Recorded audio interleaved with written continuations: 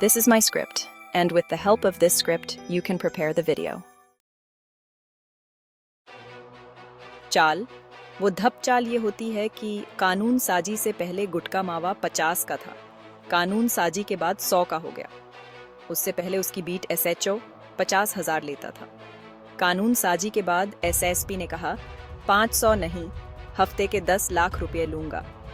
अच्छा, 10 लाख अगर कोई एक शख्स हफ्ते के दे रहा है तो आप सोचते हैं उसका गुटका मावा कितना बिकता होगा।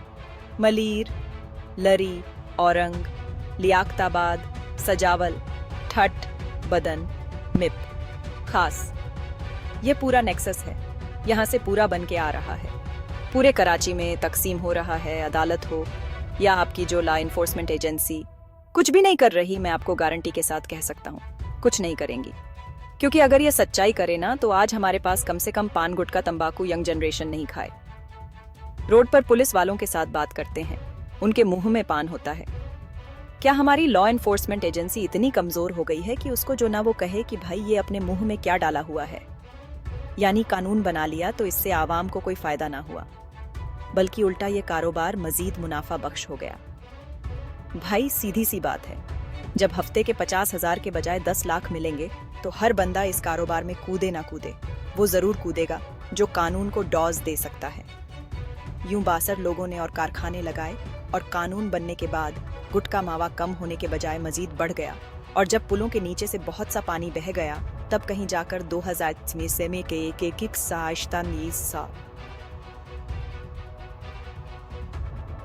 आईजी सिंध गुलाम नबी मेमन साहब को ख्याल आया और उन्होंने गुटका माफिया के खिलाफ एक टास्क फोर्स बनाई। फिर कई कार्रवाइयां हुई, कई एसएचओ रंगे हाथों पकड़े गए, छापे पड़े। और वो वक्त भी आया जब गुटका और मावा बनाने वाले कराची छोड़कर भाग गए। फिर क्या हुआ? जी हाँ, गुलाम नबी मेमन साहब का ट्रांसफर हो गया और यह कारोबार फिर पुरानी शान और शौकत के साथ चलने लगा। पहले खुलेआम बिकता था, फिर छुप छुप कर पहले सस्ता बिकता था, फिर महंगा बिकने लगा।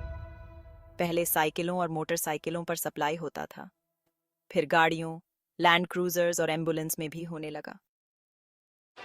घरों से लेकर मस्जिदों की छतों पर भी गुटका मावा बनाया जाने लगा। न हुकूमत इसलिए इंटरेस्ट नहीं ले रही है कि जो लगाए हुए एसएसपी हैं वो नहीं चाहते कि यह बंद हो, क्योंकि जो टेंडर देते हैं, पैसे देकर आते हैं, पोस्टिंग लेते हैं, उसकी वजह यही है। यहाँ से रिकवरी होती तो आगे देते ना। वैसे गुलाम नबी मेमन साहब आज दोबारा आईजी सिंध हैं और गुटका माफिया के खिलाफ फिर से टास्क फोर्स बनाने का ऐलान भी कर चुके हैं। मगर क्या पुलिस डिपार्टमेंट के वह बड़े अफसर, वह सियासी और गैर सियासी शख्सियत जो हर हफ्ते करोड़ों रुपए इन गुटके मावे वालों से कमा रही हैं, इस कारोबार को बंद होने देंगे?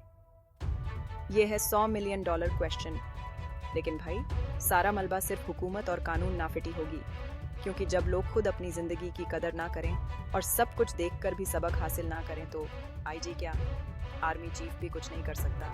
मैं बत्ता खाता हूँ तो आप अपने भाई बिल्कुल देखता हूँ, और सर मैं कोशिश करता हूँ तो, और सर एकदम से छोड़ना भी बहुत मुसीबत हो जाता है, क्योंकि जिस तरीके से इन्होंने छोड़ा, 4 साल के अरसे गुटके को छोड़ना और ये एकदम से, और ये चीज़ें नुकसानदेह हैं, हमें पता है, मगर फिर भी हम खा रहे हैं। तो आप मुझे बताएं, गुटके में ऐसी क्या चीज़ है जो छोड़ नहीं पाता इंसान? सर, ये एक नशे की तरह है, ये एक तलब है, एक बेचैनी है। इंसान रोटी के बगैर रह सकता है, इसके बगैर नहीं रह सकता। इससे अंदाज़ा लगाए कि इल्लत कितनी बुरी है। गुटके मावे की वजह से तबाह होने वाली जिंदगियां देखकर भी लोग सबक हासिल ना करें तो क्या कहा जा सकता है? इससे वाज है कि गुटके मावे को छोड़ना कितना मुश्किल है, लेकिन यकीन जाने इसे रोकना उतना ही आसान। कम से कम हुकूमत के लिए तो बिल्कुल आसान है। हुकूमत में बैठने वाले कैंसर अस्पतालों के फीते काटने के बजाय सिर्फ इस गुटके मावे पर पाबंदी लगाएं तो यह कैंसर अस्पताल बनाने की ज़रूरत ही ना पड़े। कुछ लमाए कराम भी अपना हिस्सा डालें, मेंबर को इस्तेमाल करें तो शायद कई लोग इसे खाना छोड़ दें। हमारे यहाँ तो वैसे भी जहर को शहद बनाने का रिवाज है और यह बड़ा पुराना है, इसलिए खाने वाला कोई ना कोई लॉजिक निकाल कर खुद को मुतमिन कर लेता है। लोग अजीबोगरीब दलीलें देते हैं, जैसे गुटखा और मावा खाने से कैंसर नहीं हुआ, बल्कि छोड़ने से हुआ। जैसे भी हुआ भाई, लेकिन इस अजियतनाक जिंदगी और खौफनाक मौत का सामना कौन कर रहा है? अब मदद के लिए कौन आएगा? ना गुटखा मावा बेचने वाला, ना ही हुकूमत नसीब में होंगे तो सरकारी अस्पतालों के धक्के। और पछतावा तो है मुझे। गलत मैंने हो सकता लिमिट से ज्यादा खाया। एक होती लिमिट, लेकिन मैंने करी दांत गंदे नहीं छोड़े। दांत साफ करके सोता था, कुंडी करके सोता था। मैं कभी गंदा नहीं रहा। ये कुदरत की तरफ से हुआ है भाई। प्लीज अपनी लॉजेस देना छोड़ दें। जी हम तो घर पर सफाई से बनाते हैं। हम तो गुटखा मावा नहीं खाते, बल्कि तंबाकू वाली खुश्क छालियां खाते हैं। हम तो दांत साफ करके सोते हैं। ये भाई प्लीज मेरे हाथ देखें। आप बस एक चक्कर सरकारी अस्पताल के कैंसर वार्ड का लगा लें। आपके लिए फैसला करना आसान हो जाएगा कि गुटखा मावा खाना है या नहीं। बिगड़ी हुई शक्ल के साथ यह तकलीफदेह इलाज करवाना है और फिर इसी हाल में एड़ियां रगड़ रगड़ कर मरना है या याद करनी है। फैसला आपका है। Ghulam Nabi Memon, a name that resonates with authority and integrity, has made a significant return. His presence is seen as a beacon of hope in the ongoing battle against the Gutka Mafia. With his extensive experience and unwavering commitment, many believe he can turn the tide. It's a critical moment, and all eyes are on him as he steps back into the fray. Despite numerous crackdowns and efforts to curb its spread, the Gutka business has shown a troubling resurgence.